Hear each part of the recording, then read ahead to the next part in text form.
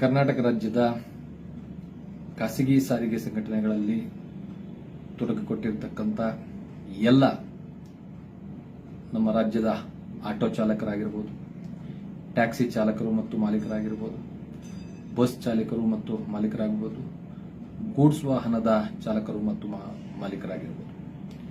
ಇವತ್ತು ಕರ್ನಾಟಕ ರಾಜ್ಯದಲ್ಲಿ ಎಲ್ಲೋ ಒಂದು ರೀತಿಯಲ್ಲಿ ಖಾಸಗಿ ಸಾರಿಗೆ ದಿನದಿಂದ ದಿನಕ್ಕೆ ಕ್ಷೀಣಿಸ್ತಾ ಇದೆ. ಇದಕ್ಕೆ ನೇರವಾದ ಹೊಣೆಯನ್ನ ಸರ್ಕಾರವೇ ಹೊರಬೇಕಾಗುತ್ತೆ. ಸರ್ಕಾರದ ಕೆಲವು ನೀತಿಗಳು, ಅದು ಅಗ್ರಿಗೇಟರ್ ಪಾಲಿಸಿ ಆಗಿರಬಹುದು, ರಾಜ್ಯದಲ್ಲಿ ಯಾವುದೇ ರೀತಿಯಾದಂತಹ ಲೈಸೆನ್ಸ್ ಅನ್ನು ಪಡೆದುಕೊಳ್ಳದೆ ಅಗ್ರಿಗೇಟರ್ ರೂಲ್ಸ್ ನಲ್ಲಿ ಇರತಕ್ಕಂತ ರೂಲ್ಸ್ಗಳನ್ನ ಫಾಲೋ ಮಾಡದೆ, ಯಾವುದೇ ನೋಂದಣಿಯನ್ನು ಕೂಡ ಮಾಡದೆ ಇವತ್ತು ಬೈಕ್ ಟ್ಯಾಕ್ಸಿ ಸೇವೆಯನ್ನು ಕೊಡ್ತಾ ಇರತಕ್ಕಂಥ ಅಗ್ರಿಗೇಟರ್ ಕಂಪನಿಗಳಿಗೆ ಪುಷ್ಟೀಕರಣವಾಗಿ ಬೆಂಬಲವಾಗಿ ನಿಂತಿರತಕ್ಕಂಥ ಸಾರಿಗೆ ಇಲಾಖೆ ಆಗಿರಬಹುದು ಅಥವಾ ಸಾರಿಗೆ ಸಚಿವರಾಗಿರಬಹುದು. ಅದು ಹೊರತುಪಡಿಸಿ ಇನ್ನು ಟ್ಯಾಕ್ಸಿಗಳಿಗೆ ಸಂಬಂಧಪಟ್ಟಂತೆ ಇವತ್ತು ಒಂದು ನಗರ ಒಂದು ದರವನ್ನ ಹಲವು ವರ್ಷಗಳ ಹಿಂದೆ ಸುಮಾರು 2024ರಲ್ಲಿಯೇ ಕೂಡ ಲಾಗು ಮಾಡಿದ್ರೆ ಕೂಡ ಇದುವರೆಗೂ ಇಂಪ್ಲಿಮೆಂಟೇಷನ್ ಆಗದೆ ಇರತಕ್ಕಂಥದ್ದಾಗಿರ್ಬೋದು.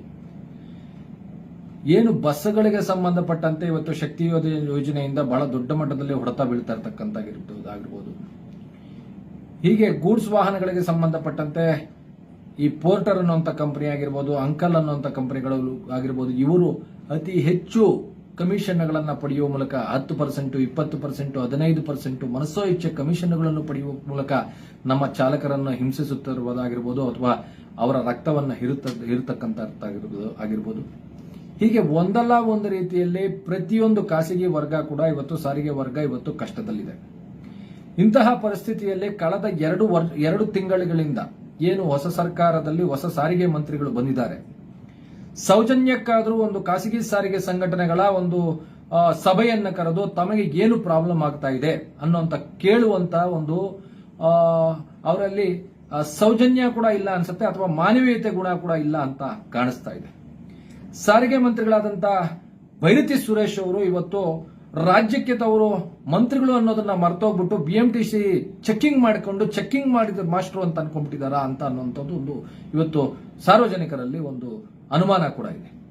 ಇದೆಲ್ಲವನ್ನು ಹೊರತುಪಡಿಸಿ ಕಳೆದ ಒಂದು ತಿಂಗಳಿಂದ ರಾಜ್ಯದಲ್ಲಿ 3 ಜನ ಆಟೋ ರಿಕ್ಷಾ ಕುಟುಂಬಗಳು ಇವತ್ತು ನಾಶವಾಗಿದೆ.